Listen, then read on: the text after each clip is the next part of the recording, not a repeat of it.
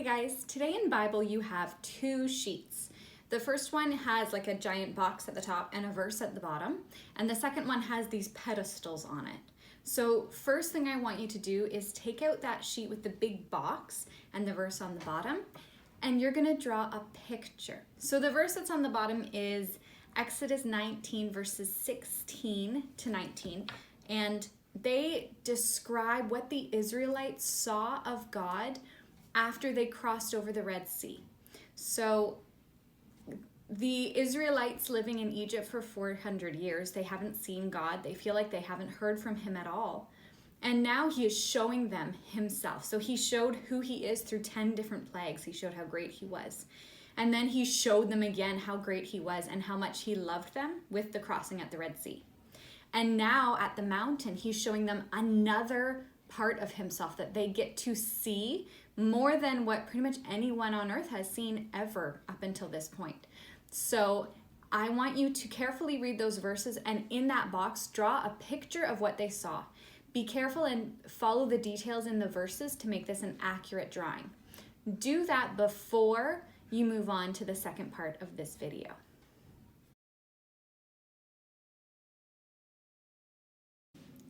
Welcome to part 2 of our Bible lesson today. Make sure you already drew the picture that I asked you to draw in part 1. We're going to need to look at it and think about it during part 2. So for part 2, we're going to open up our Bibles to Exodus chapter 32. Now remember that I'm using a Bible that is the ESV version. You may have a different Bible at home.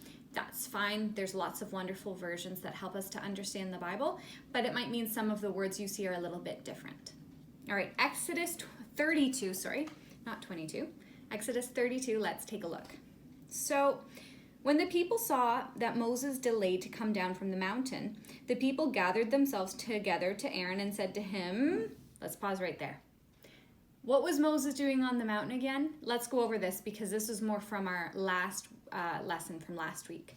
So the Israelites came across the Red Sea, they got to Mount Sinai, and then they saw the image that you drew a picture of. Okay, the smoke and the trumpet blast and the lightning and the earthquakes.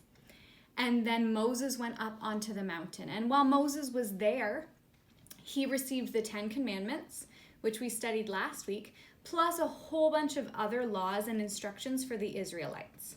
Okay, so he has been up on this mountain for a little while, and the Israelites are starting to feel a little antsy. Okay, so they were thinking he's been gone a bit too long. So they say to Aaron, "Up, make us gods who will go before us. As for this Moses, the man who brought us out of the land of Egypt, we don't even know what's become of him." So they're saying, we don't know what happened to Moses. He's been on that mountain for way too long. Let's just get some other gods. Can I just say, there's going to be so many times in the book of Exodus where I just feel like I need to slap myself on the forehead because of the stupidity of the Israelites and how little faith they have. That's not to say that we aren't like them sometimes, because sometimes we are. But there are so many times in the book of Exodus where they show they really don't have any faith. So here is one of the first. Just, they don't know what happened to him. He's been gone too long. Let's have some other gods. So what do you think Aaron says? Aaron, who's been with Moses this whole time, he has been the one speaking to Pharaoh. He's been right in the middle of all of it. What should Aaron say? He should say, no, guys, remember how when we crossed the Red Sea, that was God, we just need to wait for Moses. That's what he should say, but let's see what he does say, starting at verse 2. So Aaron said to them, okay, take off the rings of gold that are in the ears of your wives and your sons and your daughters and bring them to me. So he just says, bring me some gold. So all the people took off their rings of gold out of their ears and brought them to Aaron. And he received the gold from their hand and fashioned it with a graving tool and made a golden calf. So he took all of this gold and would have melted it down and turned it into a golden calf. This verse is a very short little quick verse, but that would have taken effort and would have taken time. And the people said, "These are your gods, O Israel, who brought you up out of the land of Egypt." And when Aaron saw this, another chance, what should Aaron have done? Oh, well, here's what he did. He built an altar before it so that they could make sacrifices. And Aaron made a proclamation and said, "Tomorrow shall be a feast to the Lord." And who is he talking about with the Lord? I mean, he used God's name there when he said a feast to the Lord, that he's talking about making sacrifices to a golden calf, a golden cow. That is not our God. That's not how we worship him. Verse 6. So they rose up early the next day and offered burnt offerings and peace offerings. And the people sat down to eat and drink and rose up to play. And the Lord said to Moses, Lord on the mountain to Moses, "Go down, for your people whom you've brought out of the land of Egypt have corrupted themselves. They have turned aside quickly out of the way that I have commanded them. They have made for themselves a golden calf and have worshipped it and sacrificed to it and said, 'These are your gods, O Israel.' And the Lord said to Moses, I have seen this people, and behold, it is a stiff-necked people. Now therefore let me alone, that my wrath may burn hot against them, and I may consume them, in order that I may make a great nation of you." So let's not mistake what God is saying here. He is saying to Moses, basically, stand back so I can burn up all of those people for how horribly they have just sinned. Because they have. God has shown himself to them over and over, and he's with Moses on the mountain for a few days, and all of a sudden, okay, it's not a few days, it's like 40 days, but still, all of a sudden the people forget everything they have seen and learned, and they make an idol and worship it. So God is allowed to start again and wipe all of them out and start with Moses, and that's what he's saying he'll do. But Moses implored the Lord and said, "O Lord, why does your wrath burn hot against your people, who you brought out of the land of Egypt with great power and a mighty hand? Why should the Egyptians say, 'With evil intent did he bring them out,' or kill them in the mountains and consume them from the face of the earth? Turn from your burning anger and relent from this disaster against your people. Remember Abraham, Isaac, and Israel, your servants, to whom you swore by your own self and said, 'I will multiply your offspring as the stars of heaven.' And all this land that I've promised I'll give to your offspring, and they shall inherit it forever." So Moses prays and he talks to God and says, "Please have mercy on these people. Please don't go and kill all of them." And his main reason why God shouldn't do that is because then the Egyptians will say, why did God take them out of this country just to kill them all? He cares more about how the Egyptians think about God than how the Israelites do at this point. Because the Israelites, we already know, are just sinning. But them being alive is such a testimony to the Egyptians and other countries. So the Lord relented from the disaster, so he decided not to do that. We're at verse 15. Then Moses turned and went down from the mountain with the 2 tablets of the testimony in his hand, tablets that were written on both sides. So whenever you see like the 10 Commandment pictures with Moses with his 2 tablets, this is what it is. And it has the law written on them with the finger of God. God wrote those tablets. Now, when he came down, when Joshua heard the noise as the people shouted, he said to Moses, "There's a noise of war in the camp." So Joshua was sort of at a different spot on the mountain. So as Moses is coming down, he meets up with Joshua, and Joshua goes, "Something sounds weird in the camp." But he said, "It's not the sound of shouting for victory or the cry of defeat, but it's singing that I hear." So he's just kind of weirded out. Why is everybody singing in camp? Let's go check this out. And as soon as he came near the camp and saw the calf and the dancing, Moses' anger burned hot, and he threw the tablets out of his hands and broke them at the foot of the mountain. He took the calf that they had made, and he burned it with fire and ground it to powder and scattered it in the water and made the people of Israel drink it. Verse 21. And Moses said to Aaron, what did this people do to you that you have brought such a great sin upon them?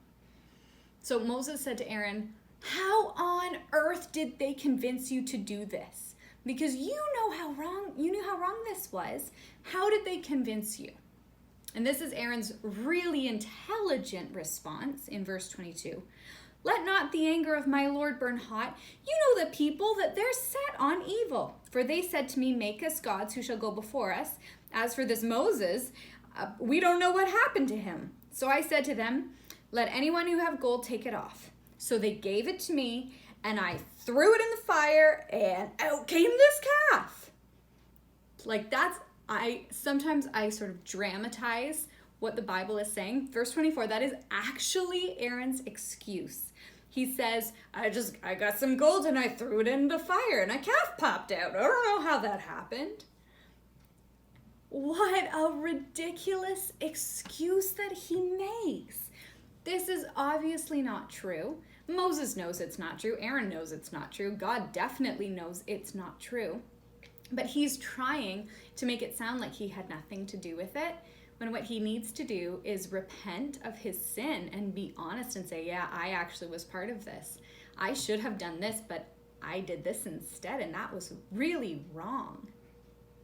So when Moses saw that the people had broken loose, then Moses stood in the gate and he said, who is on the Lord's side? Come with me.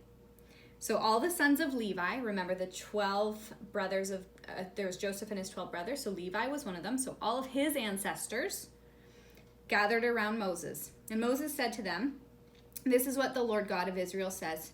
Put your sword on your side, each of you, and go to and from the gate, from gate to gate throughout the camp. And each of you kill his brother and his companion and his neighbor. And the sons of Levi did according to the word of Moses. And that day, 3,000 men of the people fell. Okay, so basically what the men from the tribe of Levi did was they grabbed their swords and they sort of held them out and ran through the camp, killing people. And 3,000 people died. Now, do you remember when we figured out about how many people there were at this point? So we already learned that it was about 600,000 men, plus probably women and children. So we figured it was probably around like 2.5 million people. So the fact that only 3,000 people died means that God was extremely merciful. He had originally thought, I'm going to kill every single one of them. And then he turned it into, okay, only 3,000 are going to die for this sin. That is a huge change. So it's hard for us sometimes when we read things like 3,000 people died and God was okay with it. But we have to remember that it is actually God's decision when people die and how they die.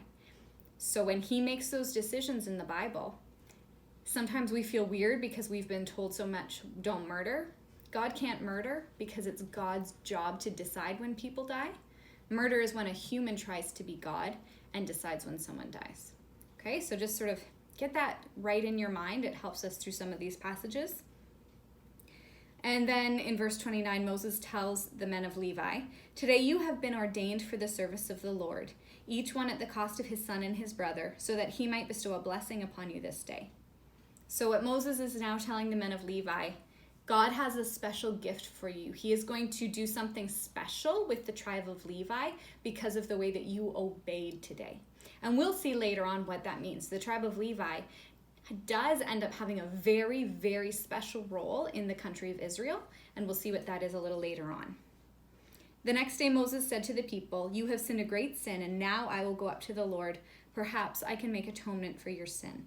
So Moses returned to the Lord and said, alas, this people has sinned a great sin. They have made for themselves gods of gold.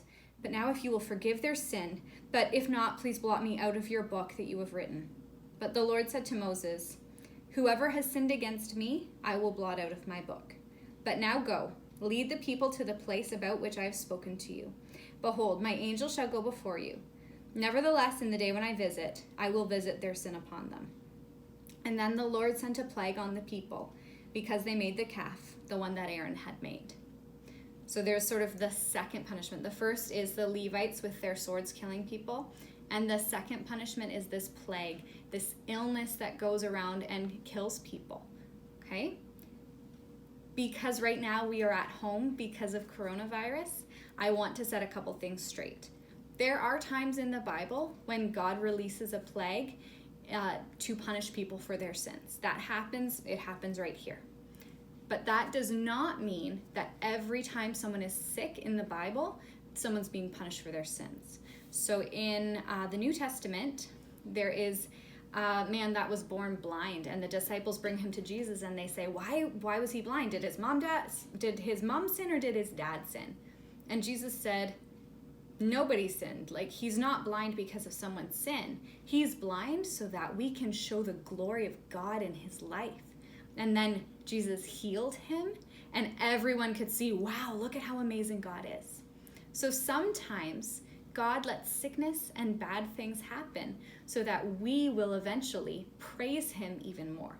So I don't know why God is letting this sickness happen in our world right now, but we know that he has a plan, and we don't want to automatically think, oh no, it's a plague because someone's being punished for their sin.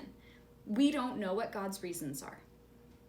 All right, you have your other sheet, and it has some different pedestals, and what you're going to do on it is you're going to think about what your idols are.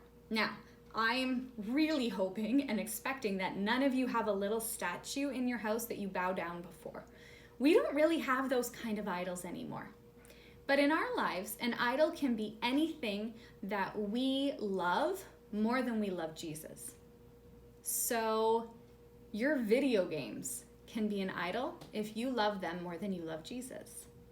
A TV show could be an idol if you love it more than you love Jesus. Maybe a talent or a hobby can be an idol if you love it more than you love Jesus. My other question for trying to find out what an idol might be in your life is, when you're having a really horrible day and things are really bad, what do you want to do? Do you say, I just really, really need a can of soda? That would just make me feel better. When we know that if we're having a bad day, where should we go? We should go to God, and we should pray about it and tell him about how terrible things are. We can read his word for encouragement. You can still have a can of pop. That's okay. But are you turning to pop instead of God? Or maybe you're turning to a bowl of chips instead of God. Or maybe you're turning to a video game instead of God.